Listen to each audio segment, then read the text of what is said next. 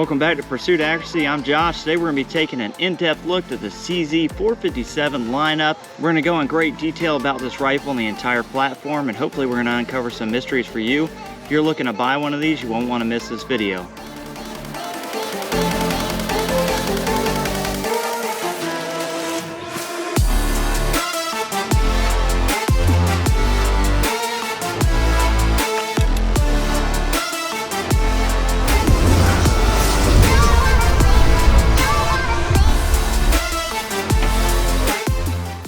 Before we get too in the weeds of this review, we're going to lay down some groups with my competition 457 rig. If you're a veteran of the channel, then you're very familiar with this and the content that we produce around this. And if you're new here, that's okay too. This is the CZ457 Varmint Precision Trainer MTR that I use in competition. And this thing is a tack driver. I absolutely love this rifle. Here on the channel, we do a whole lot of match ammo testing. We do a whole lot of reviews, and we go down all the rabbit holes to uncover every little bit of accuracy we can squeeze out of a 22 long rifle. That being said, we'll throw the rifle down, we'll get the barrel warmed up, and we'll see if we can throw down a 0.2 or 0.3 inch group for you.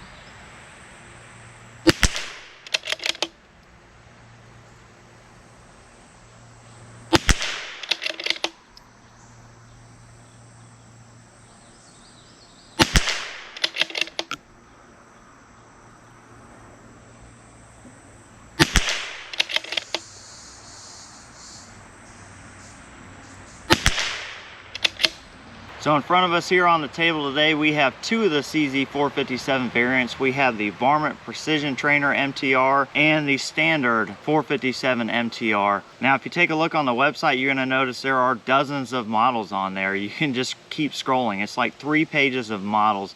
And these are just 2 examples of that.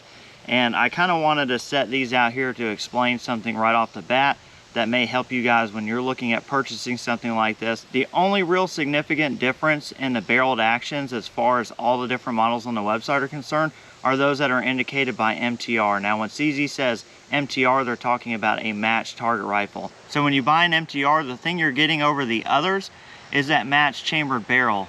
So the MTR with its matched chamber is going to be a little bit more accurate than the standard barrel, although I've had standard barrels that shoot very well. Most, if not all, the MTR barrels that I've shot pretty much like most match ammo and will shoot them very consistently. So with that being said, if you're looking around and you're looking at buying one of these and you don't know what you're really looking for, and you may be slightly confused about all the different models, the big takeaway is that every single CZ457 sold in every single variant is going to have the same receiver. They're also going to have the same trigger group. Now in the MTR models, you may see that the trigger shoe is polished. Some are, some aren't. That does nothing for the trigger. The trigger is functionally exactly the same in all the models. So in every single model, you're going to get exactly the same receiver and exactly the same trigger group. So the differences in what you're paying for is going to be, one, the stock that you choose and the barrel that comes with it. So if you decide to buy something like this or top tier model, what you're paying for is a Manners composite stock, and you're getting an MTR barrel with that. Now obviously for this one, this has been rebarreled. This is a Lilja. This did come with an MTR barrel. Same thing with this rifle. This is about middle of the road as far as it goes, somewhere around $700 street value.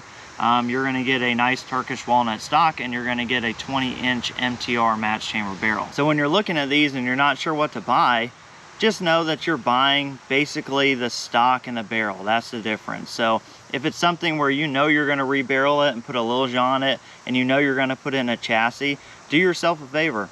Buy a cheap model. Save yourself some money. If you know you're going to rebarrel it and you know you're going to put it in something else as far as a stock or chassis goes, just buy whatever's available at the cheapest price point you can, because like I said, the receiver and the trigger group are going to be exactly the same. Now we're going to pull this out of the way so we can see a little bit better here. We're going to use this for the rest of the video as our main example. So the first thing I want to talk about is what CZ did to upgrade this rifle over the 455. So they created the 455 and then now they've went to the 457. So this is supposed to be the upgraded version of that. And they really did an excellent job of that. They really nailed some of the upgrades on this rifle. So the very first upgrade we're going to talk about is the bolt knob. And while this seems like a small thing, the CZ455 had an integrated bolt handle and bolt knob. Now the 457 comes with a threaded bolt handle, so you can put whatever knob you want on it. Here I kind of have a one-off one that somebody had made for me that no longer makes them. But also here on the MTR, you can see that this has the Area 419 bolt knob on it. There's several available, and really it's just a preference thing. The factory one is fine. The second thing we're gonna notice on this rifle over the 455 is that it now has a push to fire safety.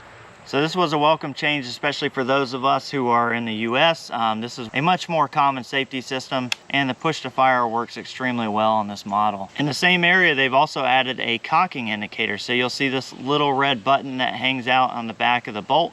That lets you know that the bolt is cocked and it's ready to fire. So if you watch, I'll break the shot. That little knob disappears, and now we know the rifle is discharged. It's not a huge upgrade, and it's not a game-changing thing, but it is a nice little added touch. One of the bigger upgrades that they made is that now the CZ457 has an external bolt release. So one, it's convenient. You just push this button, bolt comes right out. Well, no matter what you do with this trigger group, it's never going to affect the retention of the bolt inside the receiver, and that's a great upgrade that CZ did. All right, as we said, the receivers are all the same. The one downside to the 457 receiver is that from the factory, this comes with an 11mm dovetail built into the receiver. Now, basically no one uses 11mm dovetail. They're very hard to find rings for. Most people go to an aftermarket rail. This is a little bit of extra money out of your pocket. For a Area 419 30 MOA rail like I have on this rifle, it's going to cost you somewhere around $100 to buy that. Now the good thing is that Area 419 offers this in a 15, 30, and 50 MOA option. So here I'm running the 30 MOA. I could actually run the 50 MOA and it would allow me to dial out a little bit further.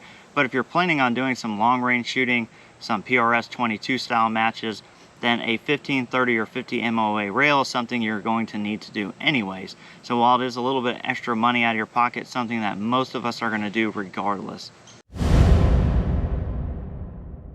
The next thing we're going to talk about is the trigger. Now from the factory, this comes with a fully adjustable trigger that's adjustable by pull weight, pre-travel, and over travel. Basically everything is adjustable on this. Most of the time you're going to find these are going to pull in somewhere in the neighborhood of 1.5 to 2.5 pounds from the factory. Now you can buy very inexpensive spring kits and install those in and get these down sub 1 pound very easily. But as far as the factory trigger goes, it is very nice. You can adjust these to make a very nice target trigger out of these.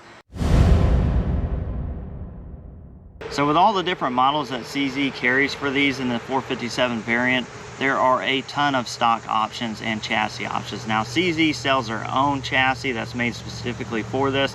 You can get a Manor stock like this. You can get CZ stocks. Boyd's make stocks for these. And all the major manufacturers for chassis are now inletting their chassis for the 457. So you're pretty much wide open on your selection for what stocks you want to run. And that's really going to depend on where you need to be on price point and what you're using the rifle for. Along with all the different stock options, there's also a bunch of different barrel options. So now CZ is going to carry a few barrels, and they're either going to be MTR or a standard barrel. And as we talked about earlier, that just indicates that it's either a match chamber barrel or not. They're all hammer forged, and you can get them in a variety from 16 to 20 inches. I even think there are some 24-inch models out there from CZ. Now, if you want to step outside of CZ, obviously you have Lilja. Proof makes a carbon barrel for these. Bartlein makes a barrel for these. There's a lot of different barrel manufacturers like IBI. All these guys are making aftermarket barrels. Almost all those barrels are pre-fits, which basically mean there's no end user adjustment needed. You take the old barrel out, you put the new barrel in, and you're good to go. Now the Lilja is the only exception in this case. This is designed to be set up by the end user and headspace by the end user. Now when you buy something like this, you're going to get a good set of instructions and some shims on how to do this, and that is really my preference because I like to tailor my head spacing around the ammunition I'm using at the time and its intended purposes. So there's a ton of different options from these. Like I said, you can buy something like the CZ 457 American, which is going to be basically the cheapest option you can buy, and you can accessorize it, change barrels, change stocks, and do whatever you want to do to make the rifle fit you, which is a great thing about this rifle, is that it's super modular. Now, outside of just being able to change those things, you can also change the caliber of these rifles in the same manner. You can go to CZ, you can order a barrel change kit, and what you're going to get is a barrel, a magazine spacer if you need one, and the magazine. Now, you can order a barrel in 22 mag, 17 HMR, or 22 long rifle. So you can actually buy a rifle like this in 17 HMR that you intended to use for hunting, decide you want to shoot PRS 22, and just buy a 22 long rifle barrel and the associated parts, and now you have a multi-caliber rifle. This is something that CZ has been doing very well for a number of years, and I don't think there's anybody really in the market who can compete with that right now. So this is really one of these rifles that you can buy and do almost anything with, and it's not going to really cost you a ton of money. I think most of those barrel kits are under $200. Now, the one biggest con right now in aftermarket support for these is that there are really no aftermarket triggers available. There is one company, Triggers by Scar, who is making a 2-stage and a single-stage trigger. They are being sold right now on his website, and you can get on the wait list and get one of those triggers. I've heard very good things about them, but I've never personally tested them, but it does seem like a quality option. Now, as I said, the trigger from the factory is super nice, but there is far more aftermarket support for many other models of rimfire rifles out there in the trigger department, such as the Bergaras, the Voodoos, those 700 short action guns. So you are somewhat limited here. Now, Timney did announce a while back that they are releasing a trigger, and the gentleman who did the beta testing reports that he was able to adjust his down to 6 ounces, and he had excellent reliability and repeatability out of the trigger. As of right now, that hasn't released yet. That was supposed to release Q2 2021. We are now in Q3 2021, and still we haven't heard anything from Timney. Now, I don't think an aftermarket trigger is absolutely necessary for this. I have the Yodave in this, and it's pulling well under 1 pound, and it is a very nice trigger for what it is. Overall, these are extremely good rimfire rifles. They're at a very good price point. There's an option out there for everybody, all the way from the hunter to the PRS competitor and everything in between. These rifles are really accurate. They are just as home on a PRS course of fire as they are in your backyard plinking or out in the woods taking small game. And like I said before, for the price point, I don't think this rifle can be beat for what it is. Now, if you have any specific questions about the CZ 457 or any of the things we covered in this, throw those questions and comments down below.